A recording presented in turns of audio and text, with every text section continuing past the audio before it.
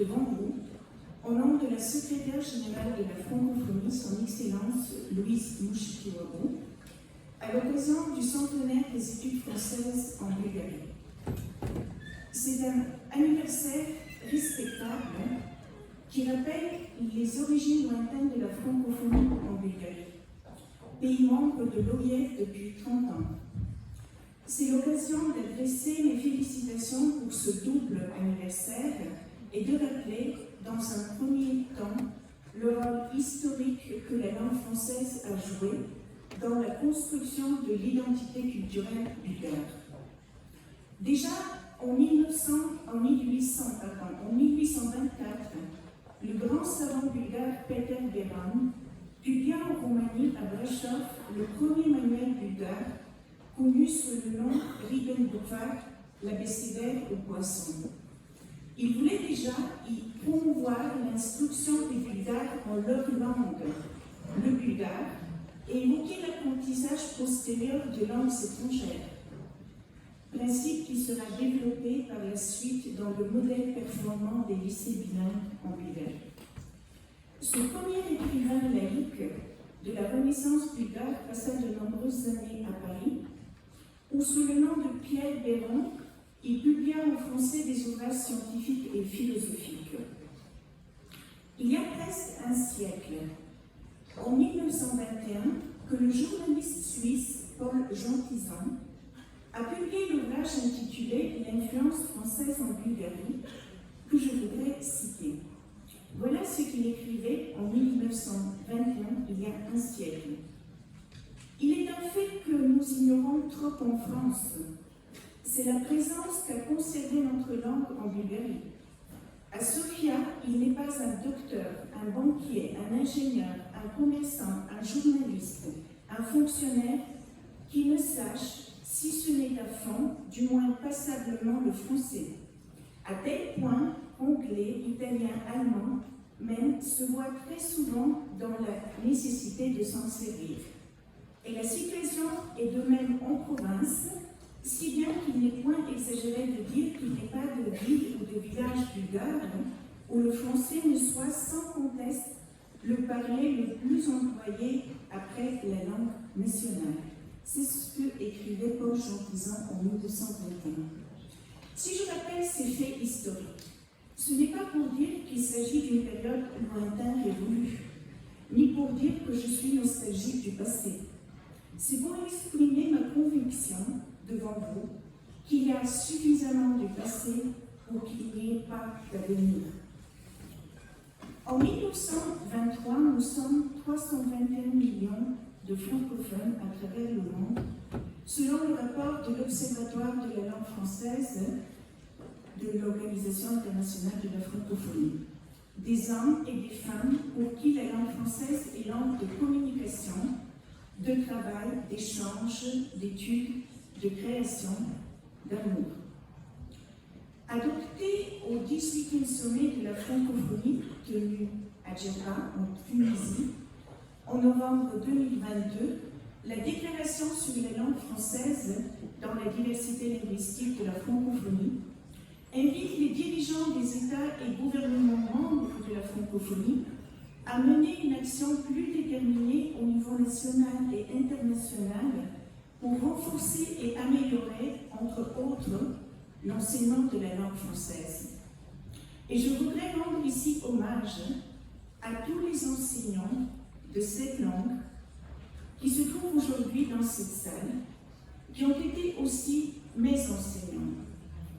Vous le savez, chacun de nous, j'en suis sûre, a créé un lien particulier avec la langue française parce qu'il a eu un enseignant de français qui lui a transmis son amour et sa passion pour cette langue. Et je vous demande d'applaudir tous ces enseignants.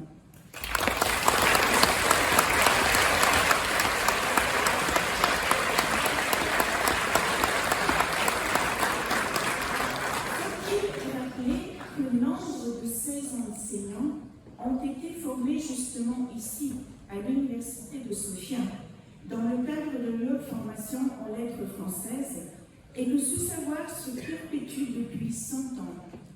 C'est pour accompagner l'enseignement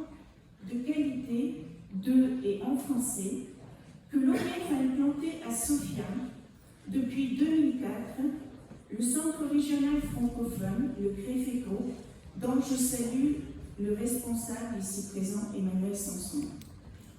Ce centre s'adresse à une communauté d'environ 10 000 professeurs de français, à près de 1,6 million d'élèves dans 8 pays de la région, l'Albanie, l'Arménie, la Bulgarie, le Kosovo, la Macédoine du Nord, la République de Moldavie, la Roumanie et la Serbie.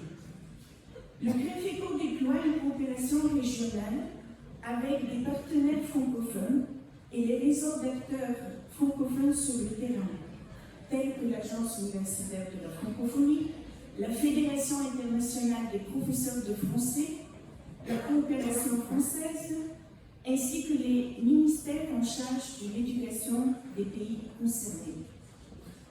C'est par les efforts réunis de tous les acteurs de la francophonie que le rayonnement de la langue française sera assuré. La langue française d'abord, avec les autres langues nationales. Le multilinguisme est au cœur du projet francophone.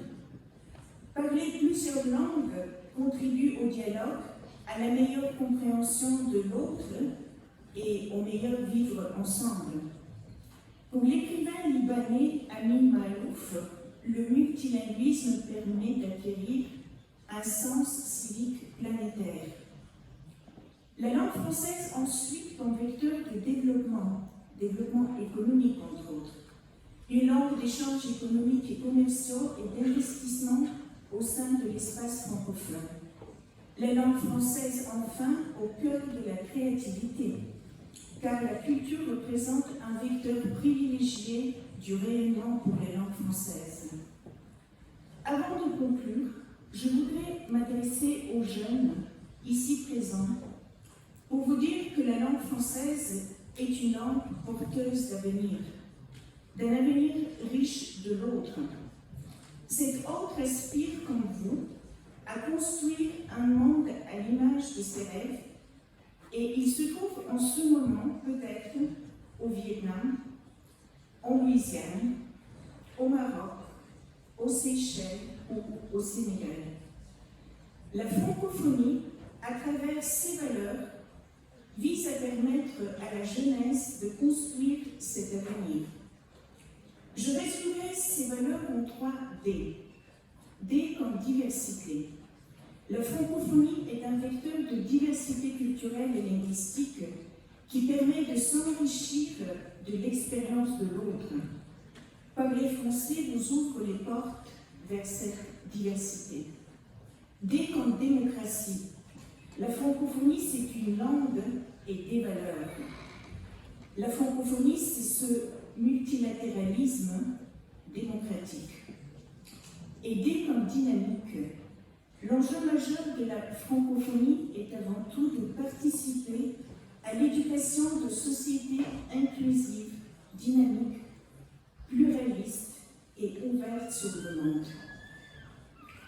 Un des pères fondateurs de la francophonie, le poète président Léopold Sédar Senghor, rêvait de, je le cite, cet humanisme intégral qui se tisse autour de la Terre, cette symbiose des énergies dormantes de tous les continents, de toutes les races qui se réveillent à leur chaleur complémentaire.